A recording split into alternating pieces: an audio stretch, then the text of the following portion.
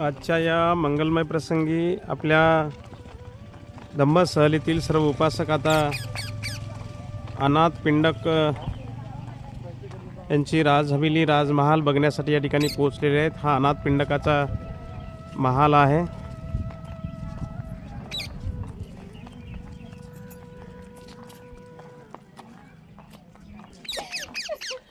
प्रिय सज्जनांनो, आपण बघत आहोत हे अनाथ पिंडकाचा राजमहाल।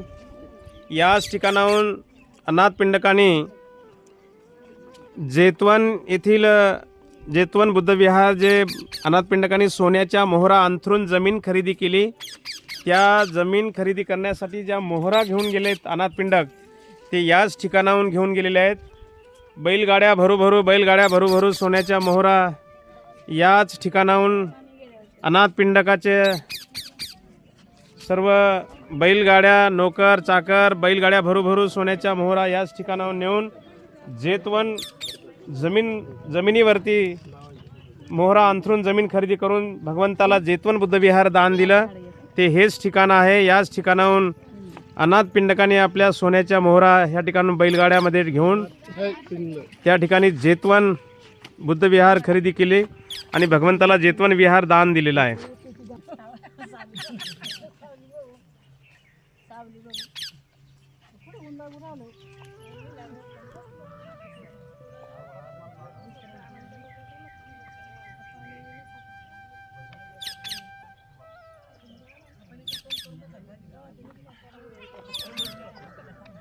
हे बघा, हा जो स्तूप बघतोय ना आपण, हा अनाथ पिंडकाचा राजमहाल। याच ठिकाणाहून त्याचा जो काही खजिना होता, बैलगाड्या भरू सोन्याच्या मोहरा इथून आपण जे जेतवन बघितलं, ती जमीन पूर्ण सोन्याच्या मोहरा अंथरून जमीन खरेदी केली।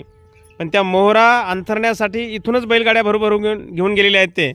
तर या ठिकाणाला आपण भेट दिलेली आहे। हा स्तूप आहे। अनाथ पिंडकाची आठवण म्हणून हा स्तूप सम्राट अशोक राजाने या ठिकाणी विटांचा भरीव स्तूप या ठिकाणी स्थापित केलेला आहे। आपण सर्वांनी या ठिकाणी भेट दिलेली आहे। या ठिकाणी दुसरं काही असं बघण्यासारखं नाही आहे, फक्त एक त्याची आठवण म्हणून, एक इतिहास जिवंत राहावा म्हणून सम्राट अशोक राजाने अशा पद्धतीने काम केलेलं आहे। सम्राट अशोक राजा या देशामध्ये जन्माला आला नसता तर तुम्हा आम्हाला बौद्ध धम्म कळालाच नसता।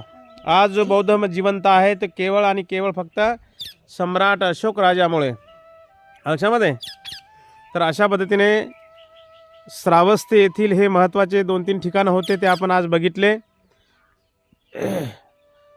आता आपण राईट श्रावस्तीमधून 12 वाजता आपण निघणार आहोत लखनौच्या दिशेने। लखनौला बहन मायावती यांनी अप्रतिम न भूतो न भविष्यती असं काम केलेलं आहे, लक्षामध्ये। आंबेडकर स्मारक त्या ठिकाणी बनवलेलं आहे। ते स्मारकाला भेट देण्यासाठी आपण आज लखनौच्या दिशेने रवाना होणार आहोत, ठीक आहे। म्हणा साधू साधू साधू। सात पिढ्याला खाण्या इतकं साठून ठेवलंय पाटी, दान भीमाचं घेण्यासाठी माझी अपुरी पडते ओटी, दान घेण्यासाठी अपुरी पडते ओटी। पाण्यासाठी फिरत होते दारुदारी, पाण्यासाठी फिरत होते दारुदारी, माझ्या भीमाने घालवली ही पाण्याची लाचारी, माझ्या भीमाने घालवली ही पाण्याची लाचारी। आता घरात नळ आणि दारात नळ, या नळाला सोन्याची तुटी, दान भीमाचं घेण्यासाठी अपुरी पडते ओटी, दान भीमाचं घेण्यासाठी अपुरी पडते ओटी। गेली ती झोपडी आता बांधली 3 ताळाची माडी, गेली ती झोपडी आता बांधली 3 ताळाची माडी, शिकली सवरली पोरं माझी दारात आली घरी, शिकली सवरली पोरं माझी दारात आली घरी। पहिला जमाना माझ्या भीमानं, पहिला जमाना माझ्या मोठी दान भीमाचं घेण्यासाठी अपुरी पडली ओटी दान भीमाचं घेण्यासाठी अपुरी पडली ओटी गावचा पाटील जळत होता बघून आपली शेती गावचा पाटील जळत होता बघून आपली शेती आता घरात धान्य दारात धान्य घरात धान्य दारात धान्य आहेत पोत्यावरती पोती दान भीमाचं घेण्यासाठी अपुरी पडली ओटी दान भीमाचं घेण्यासाठी अपुरी पडली ओटी पहिल्या रूढीमध्ये सोनं घालण्याची होती बंदी पहिल्या रूढीमध्ये सोनं घालण्याची होती बंदी आता हातात सोनं गळ्यात सोनं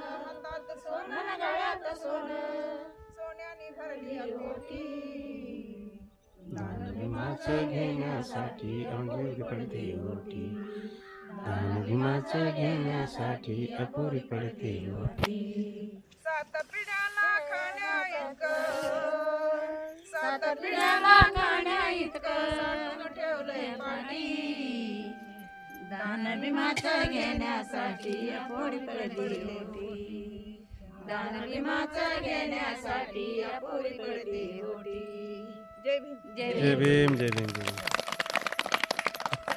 छान छान छान